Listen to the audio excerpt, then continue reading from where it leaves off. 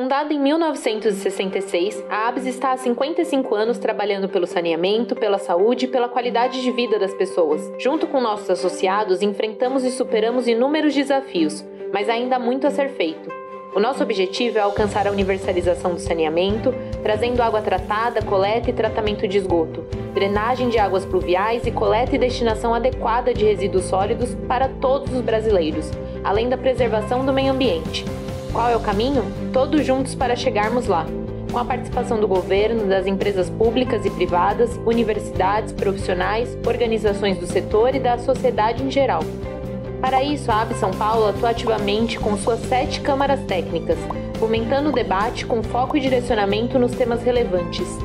Despertando novas habilidades e lideranças, também conta com o programa Jovens Profissionais do Saneamento, voltado para jovens de até 35 anos que atuam ou têm interesse na área. A ABS SP também atua por meio de 5 subseções, que possibilitam o desenvolvimento de ações e eventos regionais abrangendo todo o estado. Valorizando a qualificação do profissional, está sempre lançando novos cursos e outras atividades técnicas. Acompanhando as transformações impostas pela pandemia e o isolamento social, em 2020, a ABS São Paulo lançou uma nova categoria de treinamentos exclusivamente online, que atende a profissionais do setor em todo o país. Desde 2014, já foram mais de 1.100 pessoas capacitadas, nas modalidades presencial e online. A ABS São Paulo também promove eventos para fortalecer o debate e a difusão do conhecimento. No programa ABS Conecta, discutindo os temas mais relevantes do saneamento de maneira online. Com o Bar da ABS São Paulo, promovendo inovações tecnológicas, interação e troca de experiências, unindo palestras e happy hour. A ABS SP ainda marca presença em diversos fóruns de participação, com representação nos conselhos e comitês de bacia e tem um amplo engajamento no setor, tendo diversas propostas já apresentadas aos governos em âmbito federal e estadual, e sempre se posicionando sobre os temas mais relevantes. Além disso, tem tido uma presença cada vez mais ativa na mídia, se destacando em importantes canais de comunicação. Comprometida com a transparência, ética e responsabilidade, a ABS Seção São Paulo está engajada em trazer ainda mais inovações, além de intensificar a participação dos associados e modernizar as formas de relacionamento. Venha fazer parte dessa transformação com a gente. Juntos vamos fortalecer a nossa ABS e o saneamento.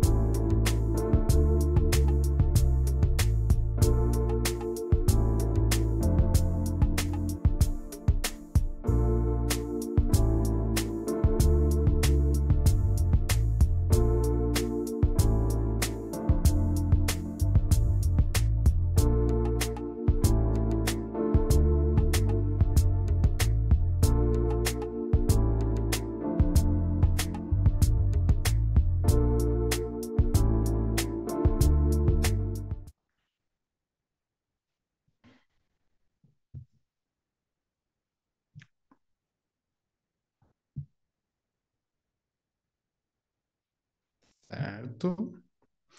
Olá, pessoal. Tudo jóia? Estão me ouvindo? O áudio tá bom? Ok. Tudo bem, pessoal? Hoje, é só compartilhar aqui a minha tela.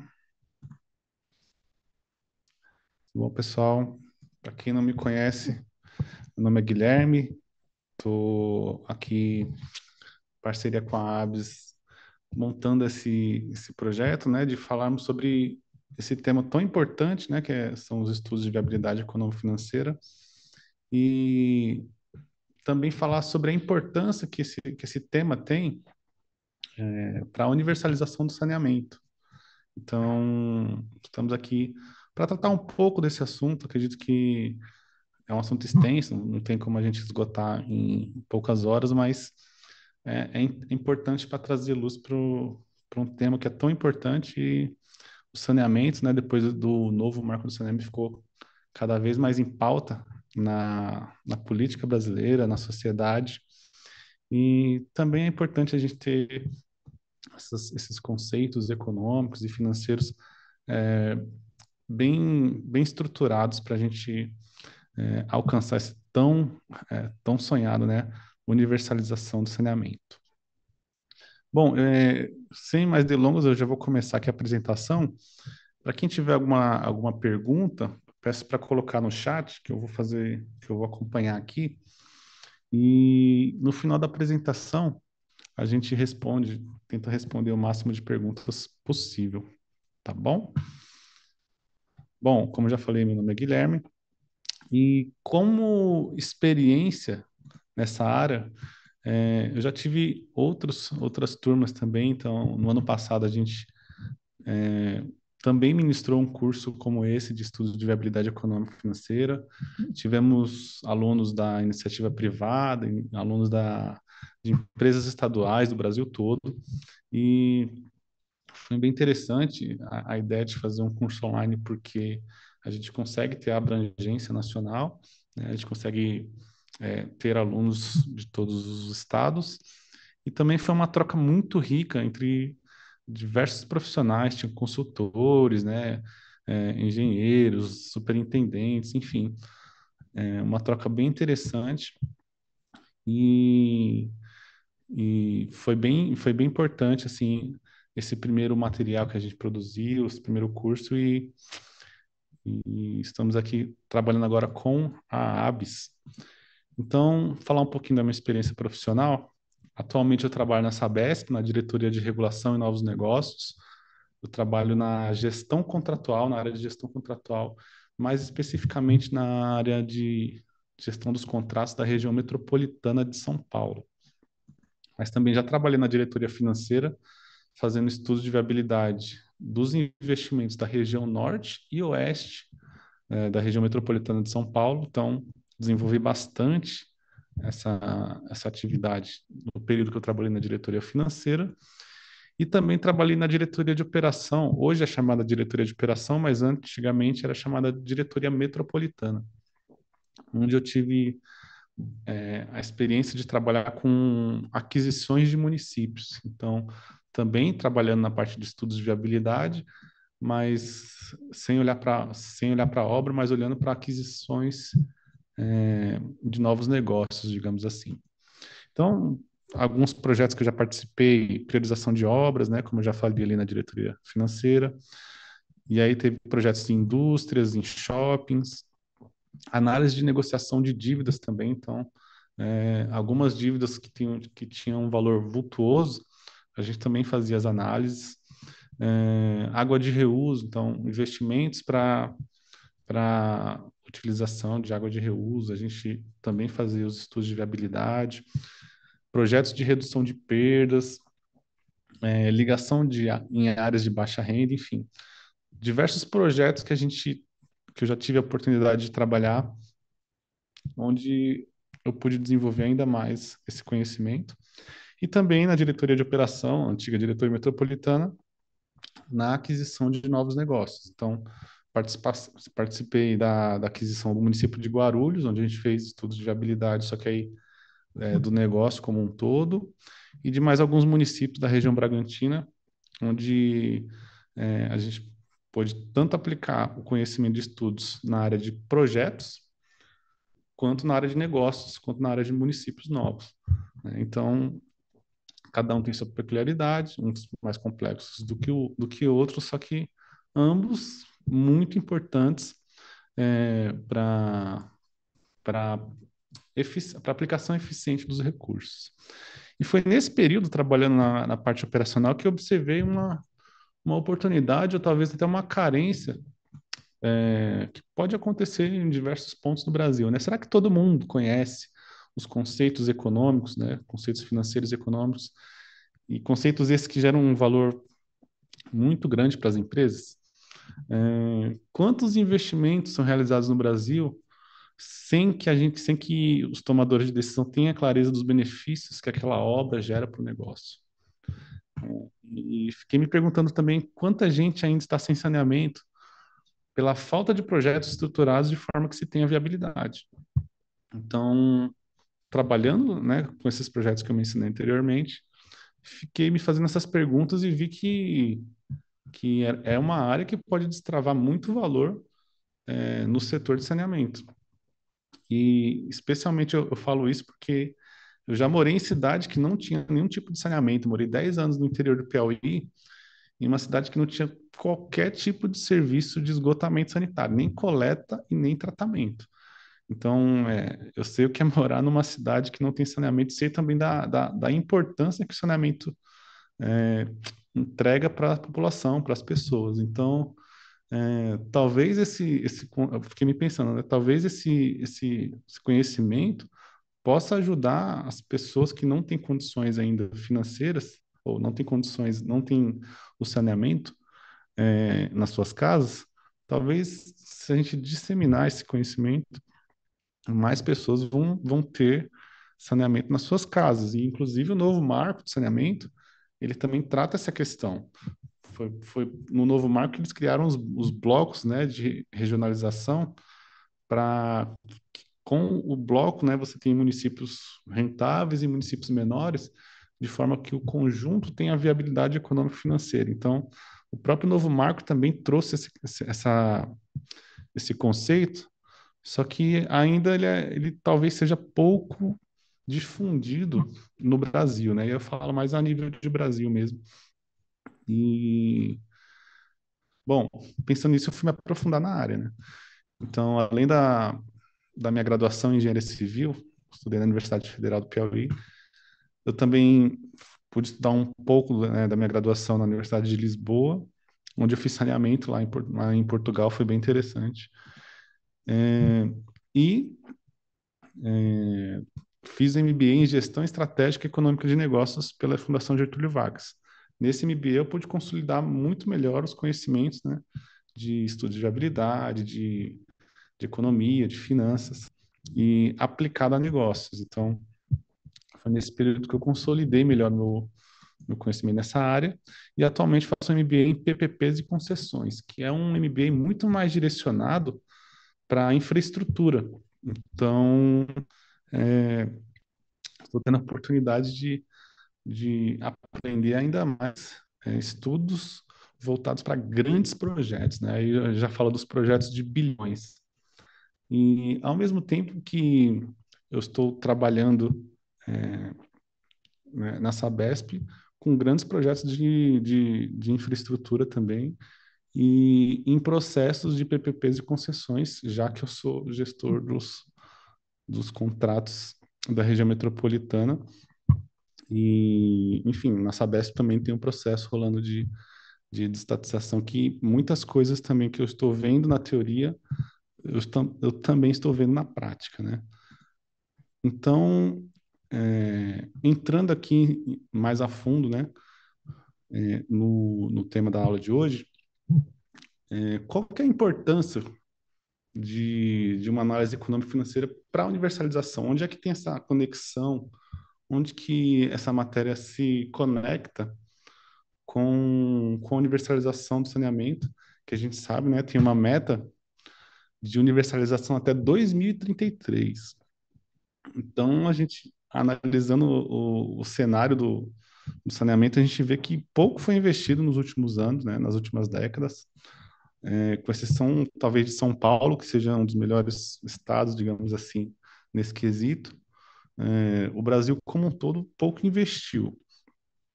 E se a gente tem que universalizar até 2033, então nós temos um desafio financeiro muito grande para se atingir essa meta. Tem que ter um volume de recursos muito grande, muito relevante.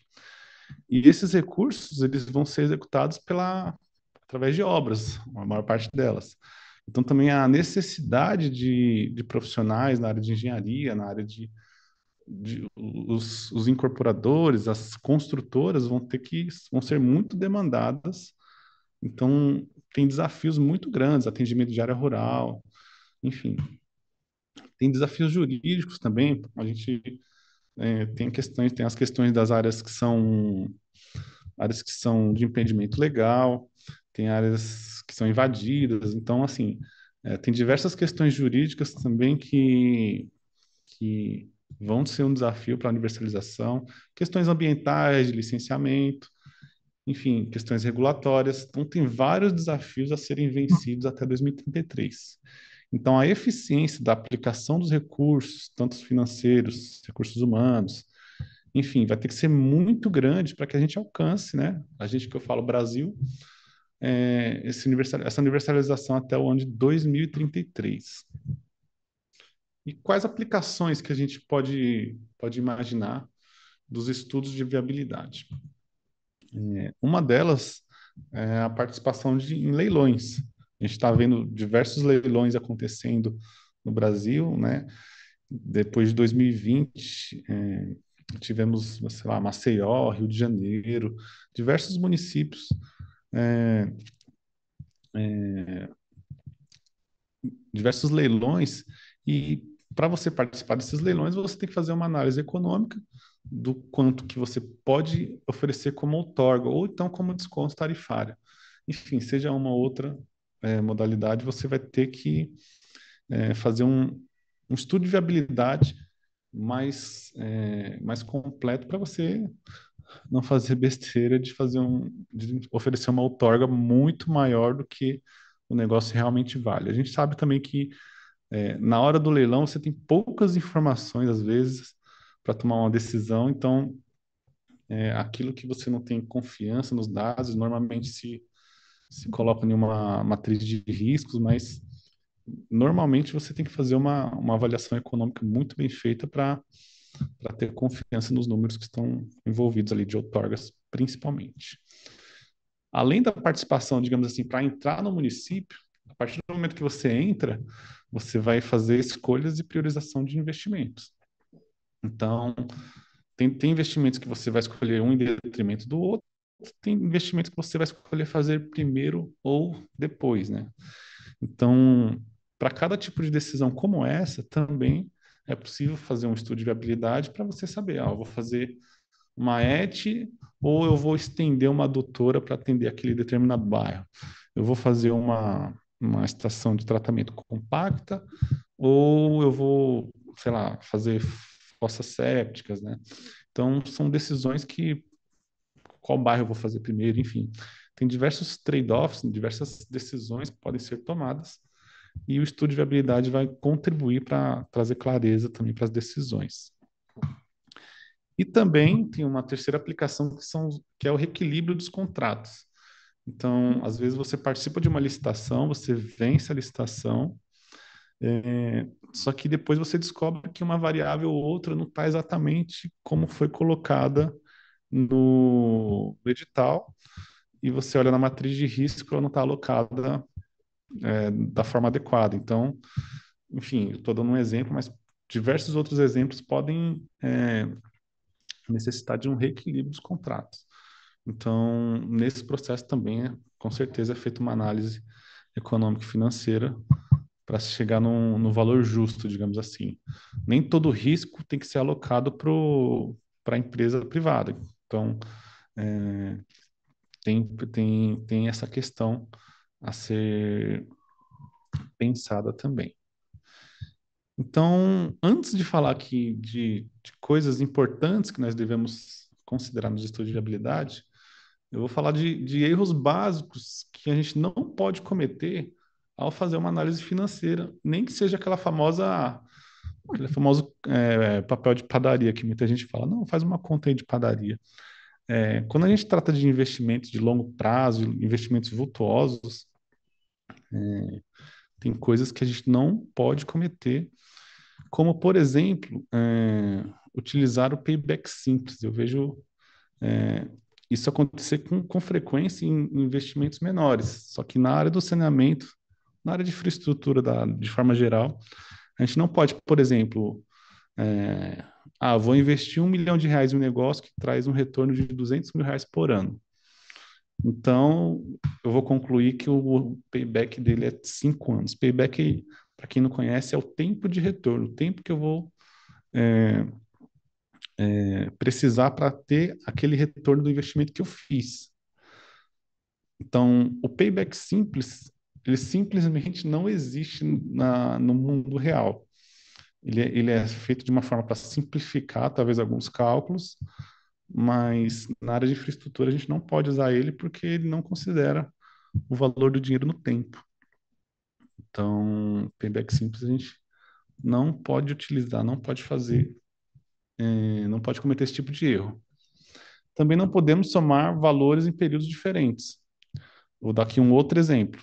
Calcular o resultado somando os valores de anos diferentes. Investir, por exemplo, investir 50 milhões de reais no primeiro ano para obter um resultado de 3 milhões por ano, durante 30 anos.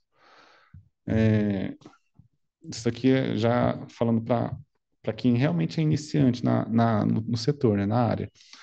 Eu não posso, por exemplo, pegar 30 anos vezes 3 milhões por ano. Então eu vou ter uma entrada de 90 milhões, vou gastar 50, então tem uns 40 milhões de reais de retorno. Não é tão simples assim esses cálculos, porque, mais uma vez, quando você pega valores em anos diferentes, eles têm valores diferentes também. Não posso fazer de forma alguma esse tipo de conta, ainda que seja uma conta de padaria, como a gente está falando de 30 anos, normalmente uma concessão tem esse período, 30 anos, a gente não pode fazer esse tipo de conta. Outra coisa que a gente não pode usar também é juros simples. Juros simples a gente só usa na escola só e para fazer o Enem. Na realidade, quando a gente está falando de bancos ou quando a gente está falando de investimentos, normalmente são juros compostos. Então, por exemplo, eu não posso falar que 1% ao mês é equivalente a, sei lá, 12% ao ano. Normalmente vem aquela vontade de falar, não, 1% ao mês, 2% ao ano, só que não é verdade. Juros, a gente sempre usa os juros compostos. Então, são coisas que a gente não pode fazer. E também, aqui já não seria uma proibição, mas já seria uma recomendação. Normalmente, quando a gente está analisando o projeto, é bom que se tenha alternativas. Então, você vai ter melhor aproveitamento do estudo quando você está comparando várias alternativas, aí você vai saber retornos diferentes, paybacks diferentes, tem taxa de interna de retorno, enfim. Você vai conseguir comparar resultados diferentes e vai poder tomar a melhor escolha. Quando você tem só uma solução, fica prejudicada a análise, né? Então, essas são coisas que, por exemplo, a gente não deve cometer. Por outro lado, coisas que são importantíssimas, conceitos que são muito valiosos na análise econômico-financeira de alguns investimentos. Um deles é o custo de oportunidade. E aí aqui eu vou dar um exemplo bem prático do que seria esse custo de oportunidade. Ele é o benefício perdido na hora de se tomar uma decisão. Ao se optar por seguir um caminho, automaticamente você está decidindo não seguir por outros caminhos, perdendo essas oportunidades. Em outras palavras, é o custo da sua escolha. Não sei se você já parou para pensar no custo de uma escolha. Normalmente, na tomada de decisão, você faz, às vezes, julgamentos ali inconscientes, só que, tecnicamente, ele se chama de custo de oportunidade. E aí eu vou dar um exemplo aqui que vai ficar bem mais fácil a gente entender. Por exemplo, imagine uma pessoa chamada José, ele tem 970 mil reais para investir. O que ele quer fazer? Ele quer comprar uma casa, ele quer fazer umas reformas. Aí o que eu botei valores hipotéticos, tá, gente? 12 mil reais para uma reforma não dá, não dá para casa nada. Mas assim, 970 mil reais, aí vamos supor que ele gaste 12 mil reais para fazer umas adequações, documentação, enfim. E ele demore 2 anos para vender essa casa. E ao final de 2 anos, ele conseguiu vender essa casa por 985 mil reais. Então, ele teve um lucro na venda após 2 anos de 3 mil reais. Só que é um bom negócio? Vamos ver, então, o custo que ele abriu mão ao decidir comprar, reformar e vender uma casa por esse preço. Né? O que ele poderia ter feito, por exemplo? Ele poderia ter pegado esse valor e investido em renda fixa. Aí eu coloquei aqui um rendimento hipotético de 10% ao ano. Quanto que ele teria depois de 2 anos? Eu fiz a conta aqui rapidinho. 203 mil reais de lucro após 2 anos.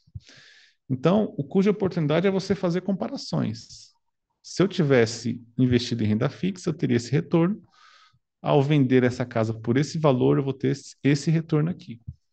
Então, além de correr um risco aqui, além de ter um trabalho, ele teve um lucro menor do que se ele tivesse investido em renda fixa, a 10% ao ano. Depois a gente pode ver que o custo de oportunidade ele é traduzido por um valor em percentual. Então, ele é um valor onde ali no valor está embutido tanto o rendimento que ele pode ter em um ativo sem risco, como a renda fixa, mais um prêmio ali de risco por estar investido em um negócio, que é o WACC. Mas não é tema dessa live a gente tratar sobre esse assunto. Mas só para vocês entenderem, cuja oportunidade é aquilo que eu estou abrindo mão ao decidir fazer um investimento. Uma outra coisa importante também nas análises econômico-financeiras é a gente analisar os riscos envolvidos naquela tomada de decisão. Nem sempre a gente vai conseguir quantificar todos os riscos, mas é extremamente importante a gente mapear todos os riscos, talvez calcular o impacto, a probabilidade e de alguma forma, ou qualitativamente ou quantitativamente, ter isso em mãos na tomada de decisão. Extremamente importante. Nos contratos de concessão, nos leilões, a matriz de risco é fundamental para até quantificar o valor a ser pago de outorga. Então, análise de risco é muito importante. Uma outra questão que também é muito importante e às vezes até é menosprezada é a clareza dos benefícios. Você identificar com clareza quais são os benefícios envolvidos parece ser uma tarefa simples, mas ela pode ser desafiadora também. Por exemplo, vou dar aqui alguns exemplos da gente descobrir quais são os benefícios dos seguintes projetos. Por exemplo, investimento para conectar um grande consumidor, esse é mais fácil. Você faz um investimento ali, às vezes personalizado, às vezes maior, mas o benefício é a receita que aquele grande consumidor vai gerar para você. Então, o benefício é bem direto. Troca de hidrômetro, tem um benefício? Tem. O hidrômetro ele vai fazer uma contagem mais real do volume que você está vendendo. Então, também tem a ver com o aumento de faturamento. Automatizar a operação de tratamento de esgoto, por exemplo. Quais são os benefícios envolvidos aqui? Aí aqui a gente já está falando de uma diminuição de custos operacionais. Talvez diminuição de pessoal, talvez realocação de pessoas para outras áreas. Então, aumento da eficiência. Enfim, tem diversos pontos, diversos benefícios a se encontrar quando você automatiza a operação. Retrofit de uma estação de tratamento de água. Normalmente você já está falando de troca de equipamentos importantes, então você já está tratando, por exemplo, o risco de um equipamento dar problema, ou o risco de uma parada, digamos assim. Isso envolve custos, envolve probabilidades, que já é um pouquinho mais, talvez, complicado de se calcular.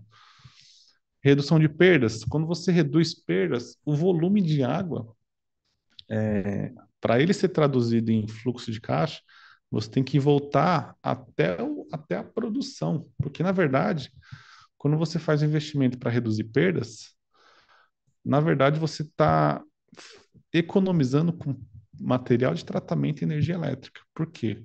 Porque você vai poder produzir um pouco menos para abastecer aquele bairro. Então, o benefício de redução de perdas é um benefício de material de tratamento e energia elétrica. Agora, se você está num lugar onde tem escassez hídrica, pode ser que a redução de perdas seja o diferencial entre você abastecer ou não uma casa. Então, o benefício já muda. Então, de certa forma, identificar os benefícios e fazer uma conexão entre esses benefícios e o fluxo de caixa é fundamental para que a gente tenha clareza do que a gente vai colocar ali no estudo de viabilidade. E um outro ponto também é analisar a sensibilidade das variáveis. Talvez eu esteja aqui um pouco rápido. Qualquer coisa, pessoal, você pode fazer perguntas e a gente responde depois, tá?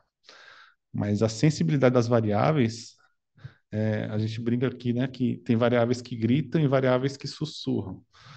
Variáveis que, se você mudar um pouco ela, às vezes ela já muda totalmente o resultado do projeto. E outras variáveis que, se você varia um pouco ela, quase que não muda nada, digamos assim, o resultado. Então, assim, analisar, controlar as variáveis que são sensíveis é fundamental. É o tipo de variável que você não pode chutar de forma alguma, não pode estimar, você tem que saber de fato. Então, essas variáveis, elas têm que ser controladas, têm que ser obtidas de forma mais segura, para que você tenha um resultado mais confiável também. Então, não sei se temos alguma pergunta aqui, mas eu vou tentar trazer algum desses conceitos de uma forma mais clara, aqui, mais pontual, com a aplicação de uma consultoria que a gente realizou há pouco tempo atrás de uma empresa de manutenção de máquinas. Então, basicamente, era um case onde o proprietário estava na dúvida entre dois tipos de investimentos. E ele queria saber queria entender qual escolha ele deveria fazer. E para isso eu ajudei ele a entender o problema através, né, do estudo de viabilidade. Esse rapaz, ele prestava serviço para uma grande empresa, produtora de melão. Ela exporta melão para o Brasil todo. E ele estava na dúvida entre fazer dois tipos de investimento.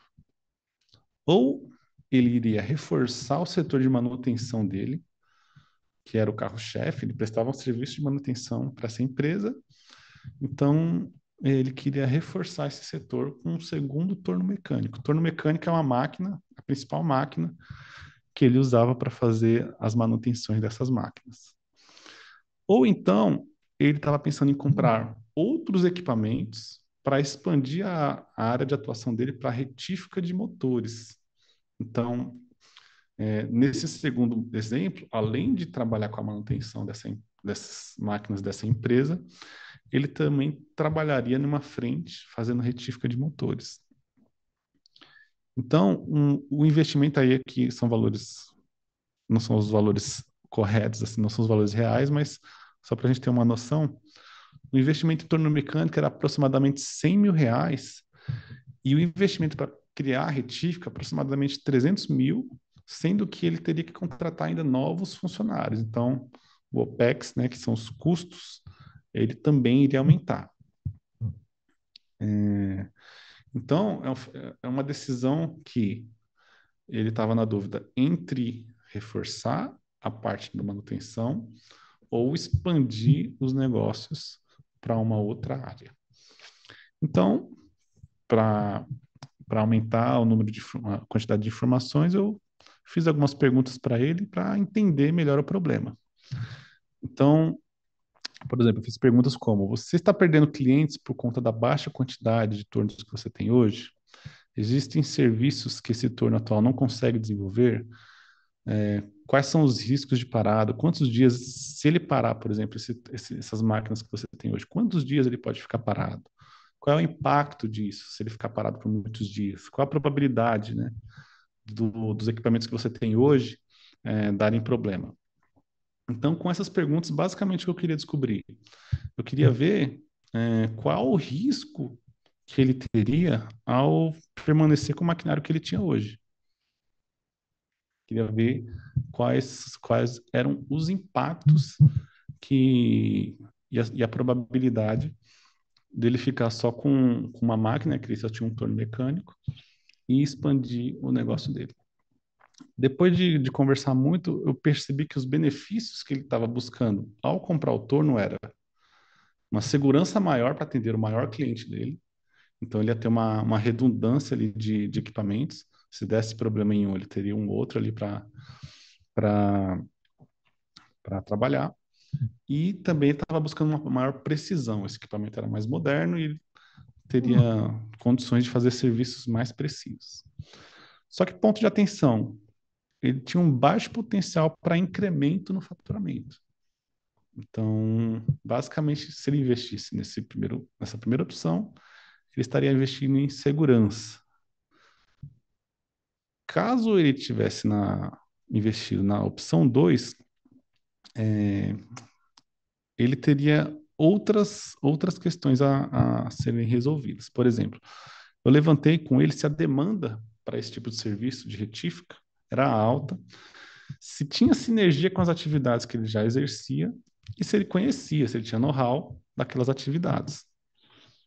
Então, depois de conversar bastante com ele, eu entendi que a demanda era muito alta, porque na cidade, na cidade que ele trabalhava e nas cidades próximas não tinha esse tipo de serviço, então teria um potencial de aumento de faturamento muito bom. Tinha uma sinergia muito boa, porque parte dos equipamentos que ele tinha para fazer manutenção serviria para essa nova empresa, para essa retífica, e tinha uma demanda reprimida muito forte.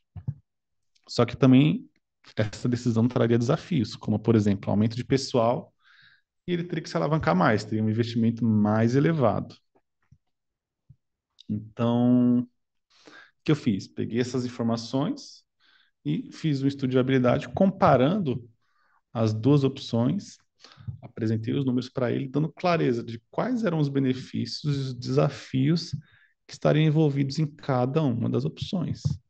Antes disso, ele não tinha exatamente a clareza dos benefícios e não tinha conhecimento dos números que estavam envolvidos. Quando você coloca na planilha, você faz o cálculo, você mostra, tem uma conversa, você mostra, fica muito mais fácil tomar uma decisão com segurança. Então ele sabia que se ele investisse os 300 mil reais, ele ia ter que contratar mais pessoas, sabia que ia aumentar um pouco a quantidade de trabalho que ele ia ter, e também sabia que se ele tivesse que investir, se ele comprasse um segundo torno mecânico, o aumento de faturamento talvez fosse marginal, fosse pequeno, né? E, bom, por conta do tempo, eu não vou conseguir mostrar a planilha aqui, mas os cálculos, hoje os cálculos estão muito mais fáceis de serem feitos. Essa parte dos conceitos também eu diria que é a parte mais importante, porque os cálculos, antigamente, né, era muito mais difícil você fazer cálculo para HP12C. Hoje em dia, com as planilhas, inclusive eu tenho no curso que a gente vai oferecer aqui com a ABS, a gente oferece diversas planilhas também para facilitar essas contas. Então, o nosso papel aqui não é tomar decisão pelo cliente, mas a gente consegue facilitar as decisões através dos números. E, bom, fiz os cálculos, mostrei, e ele tomou a decisão dele. Agora, assim, imagine aqui comigo. O trabalho para orientar esse investimento de 100 mil reais seria ou não parecido caso a máquina custasse 1 milhão? Foi basicamente fazer perguntas, entender os benefícios, entender os custos associados, fazer alguns cálculos e apresentar tanto a história quanto o resultado. Então, o que eu quero dizer é, se a gente consegue desenvolver esses conhecimentos e os cálculos, a gente pode estar trabalhando tanto em projetos de 100 mil, de 200 mil, 500 mil, quanto projetos de milhões também. A base, os conceitos são os mesmos. A diferença, de fato, é que talvez um projeto maior você vai ter que ter muito mais critério em cada dado que você está levantando. E projetos menores, talvez não vale a pena você gastar tanto tempo assim com pequenos detalhes. Só que os conceitos de custo de oportunidade, valor do dinheiro do tempo, enfim, eles são importantes para os dois tipos de projeto. E isso também, claro, eu dei um exemplo aqui de uma empresa de manutenção, mas diversas vezes a gente está tomando decisão sobre tipos de investimentos que a gente faz na área do saneamento. Já dei alguns exemplos aqui na aula. Vamos fazer uma ETA, vamos fazer uma adutora, vamos fazer uma fossa ou uma ETA compacta para atender um bairro. Quais os bairros que eu posso fazer primeiro? Isso aqui é muito importante também, porque se a gente faz um bairro que é muito rentável primeiro, esse valor que a gente vai receber de receita vai ajudar a financiar as obras para outros bairros. Então, isso pode ser uma estratégia muito interessante também a ser pensada. E também redução de perdas. Aonde que eu vou reduzir mais perdas? Será que é sempre importante reduzir perdas? Tem, tem, tem um limite também. A gente não vai reduzir perdas até zerar, né? Tem bairros, por exemplo, que tem a escassez hídrica, você faz mais sentido, talvez você reduzir perdas em bairros onde você tem dificuldade de acesso à, à água, né? Então, todo esse tipo de análise pode ser feito com critério.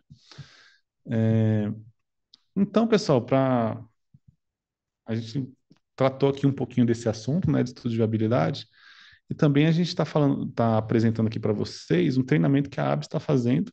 Então, para quem quiser se aprofundar mais e, bom, conhecer um pouco mais desse tema que a gente está apresentando aqui nessa aula, a gente está fazendo um treinamento de estudo de viabilidade.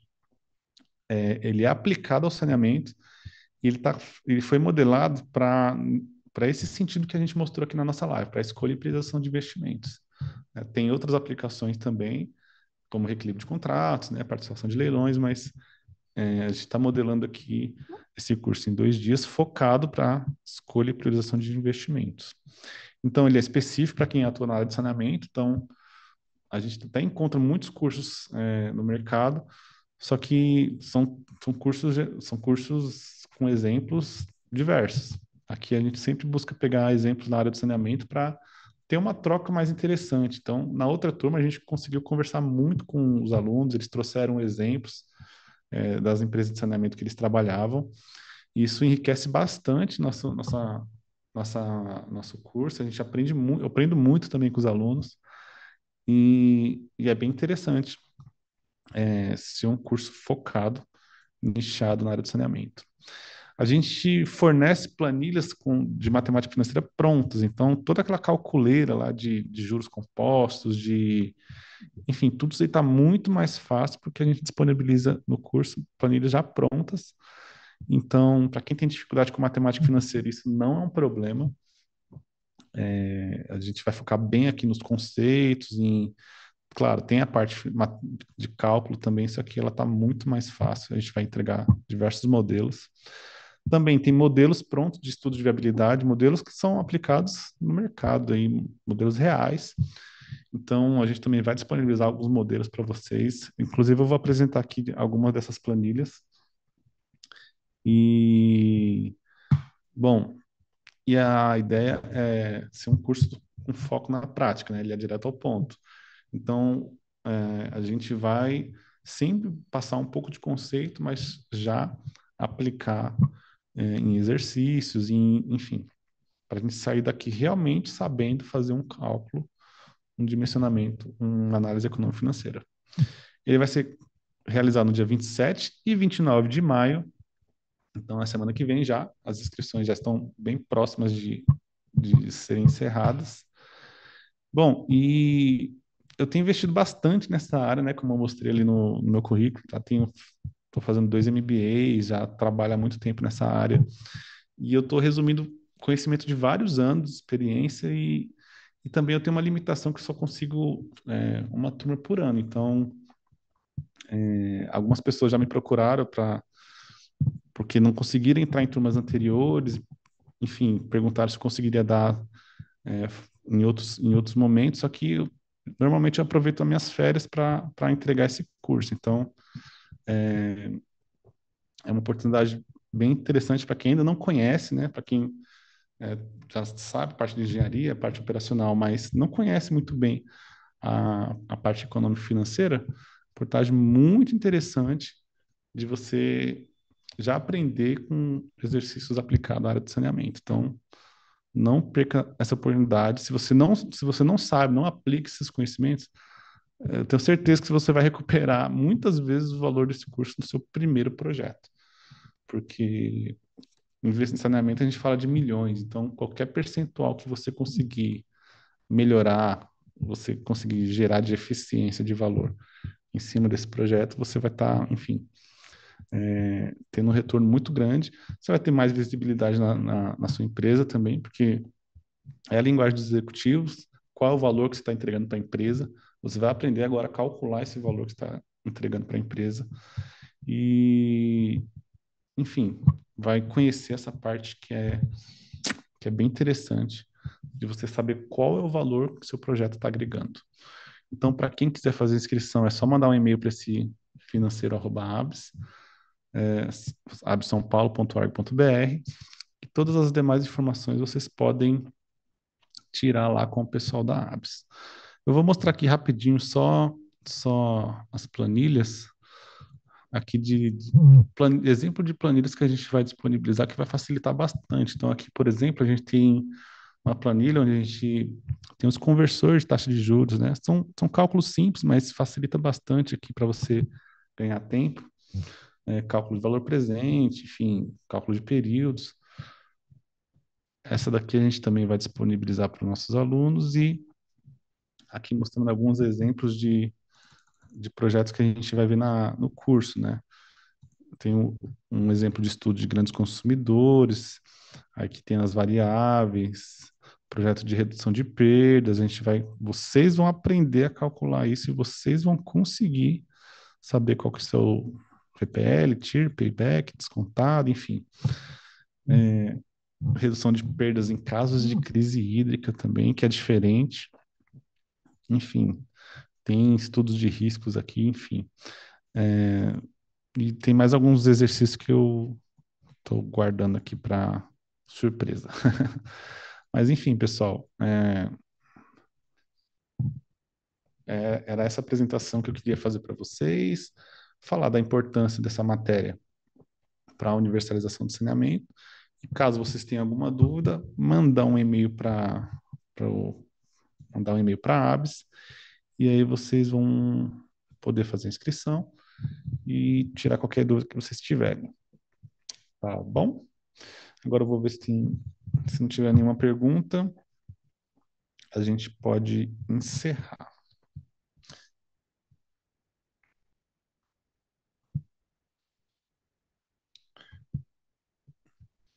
Bom, então não temos perguntas. Até mais, pessoal. Qualquer dúvida pode mandar pergunta lá para o meu Instagram, @ingig_alencar. E nos vemos na próxima. Até mais.